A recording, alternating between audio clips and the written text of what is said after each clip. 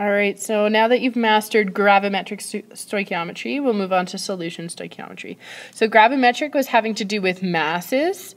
Now solutions, of course, it's solid dissolved in an aqueous solution, and so they have concentrations, not masses. It's really important to remember that 1 liter does not equal, or 1 milliliters does not equal 1 gram of solution.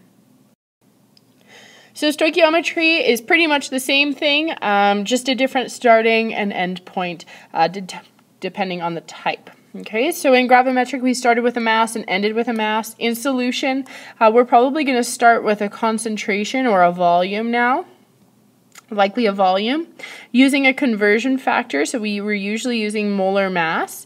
We're now going to use concentration to get to moles, so we can use our mole ratio. And then using either another concentration or a mass, we will find what we're asked for, whether it's volume or a mass. All right. Okay, so let's get into an example. Miss Med wants 75 milliliters of a 0.20 moles per liter iron 3 chloride solution to react completely with an excess quantity of 0.25 moles per liter sodium carbonate solution. What is the minimum volume of sodium carbonate solution needed? All right, so just as usual, we do need our balanced chemical equation. So we have FeCl3 aqueous solution, and Na2CO3 is carbonate, sodium carbonate, reacts to form Fe2CO3, which is a solid if we look that up, and NaCl, which is aqueous. Sorry, I ran out of room there. To balance, I'm going to put a 2 in front of the iron chloride, which means I have 6 chlorines, so I need 6 sodium chlorides. 6 sodiums means I need 3 sodium carbonates.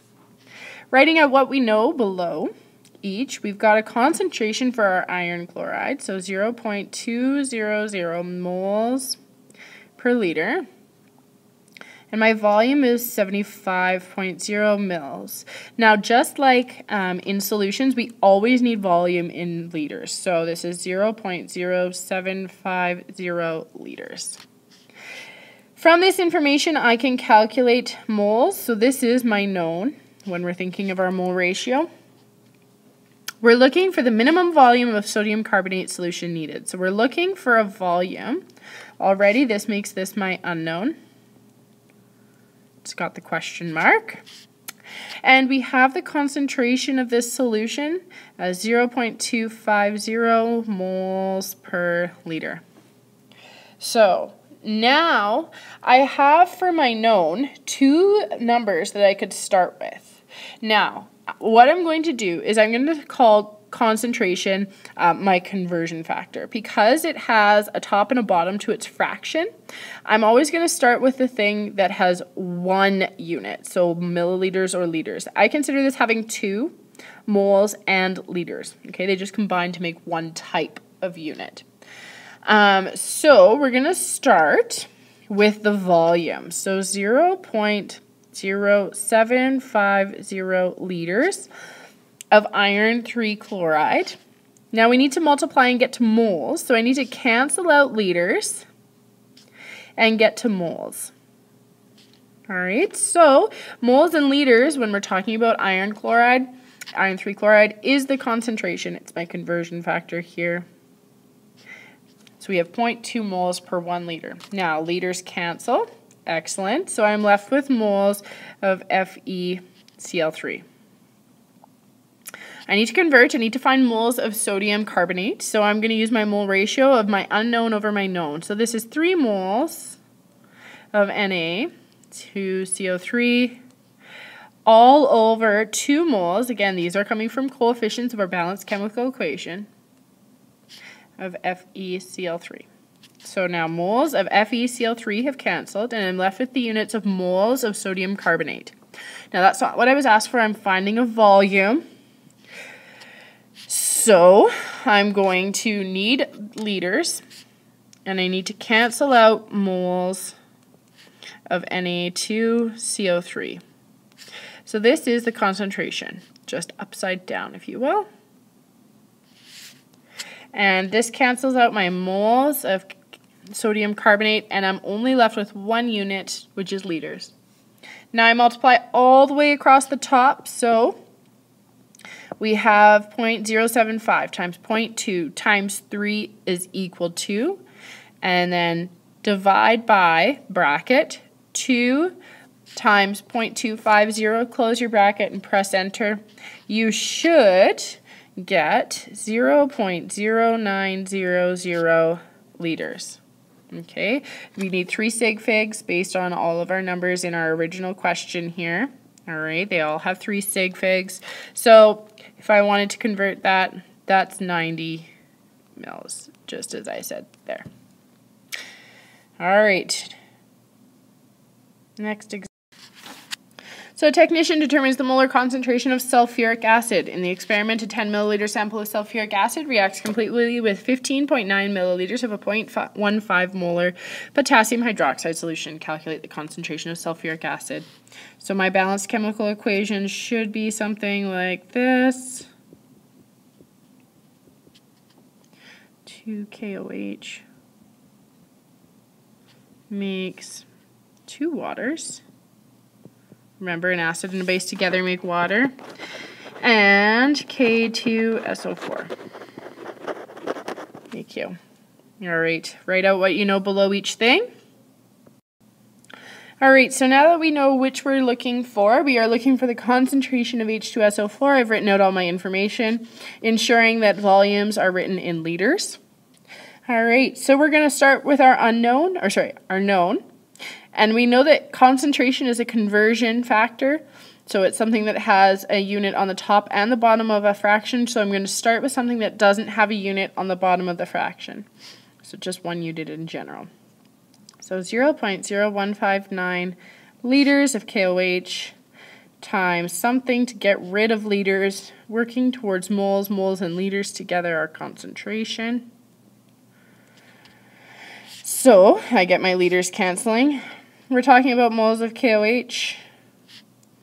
So I need to cancel. It's unknown over known. So 1 mole of H2SO4 over 2 moles of KOH. Moles of KOH have canceled. I wasn't asked for moles of sulfuric acid, though. I'm asked for concentration. Now we know that concentration has the units of moles per liter. So I do need to stop with moles on the top of my fraction. So I don't want to cancel out moles.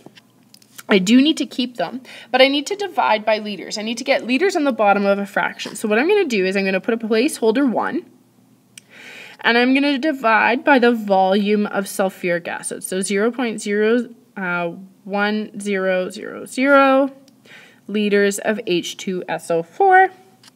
And so now when I look across, the only units left in my unit analysis here are moles of H2SO4 and volume of H2SO4. So moles over volume will give me concentration. Multiplying all the way across the top and dividing by everything across the bottom, I get 0.119 moles per 1 liter. All right. This is a tricky step right here, so let me know if you're having problems finding concentration at that point. All right, last example here. We can combine gravimetric and solution stoichiometry. So we can put in a solid and into a solution and find concentration, or put in concentrations and find a precipitate, the mass of precipitate. So I'm going to write out my reaction and everything I know about each species. Now remember, when we talked about gravimetric stoichiometry, if we were given a mass, we automatically want to calculate our molar mass, because molar mass is the conversion between mass to moles. So calculating our molar mass here, I get 78.01 grams per mole for aluminum hydroxide. All right, so aluminum hydroxide is my known, and the volume of stomach acid is my unknown. So So just performing a little bit of stoichiometry here, 0.912 grams. Remember, milligrams, I need to divide by 1,000 to get to grams. Grams are important because it's the unit of grams per mole, okay, for our molar mass here. So I need to get rid of grams. They need to be on the bottom and moles on the top. So this is moles of aluminum hydroxide. Need to cancel moles of aluminum hydroxide, so I put 1 mole of aluminum hydroxide on the bottom. It's my known. Unknown is always on the top of this mole ratio fraction, so 3 moles of HCl on top. Moles of aluminum have canceled.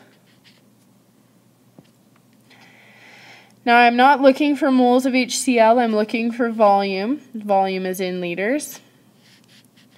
Moles of HCl. Now, the moles and liters together in a unit is concentration. This is just the inverse or the flipped version of our concentration.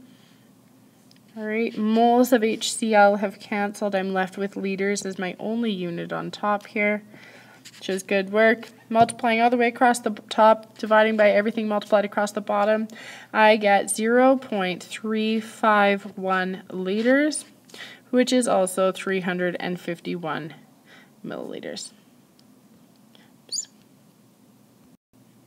Alright, that's the end of solution stoichiometry. Give that a shot on your demand line and then attempt gas stoichiometry and you would be ready for quiz number 3 after completing both gas and solution stoichiometry practice problems.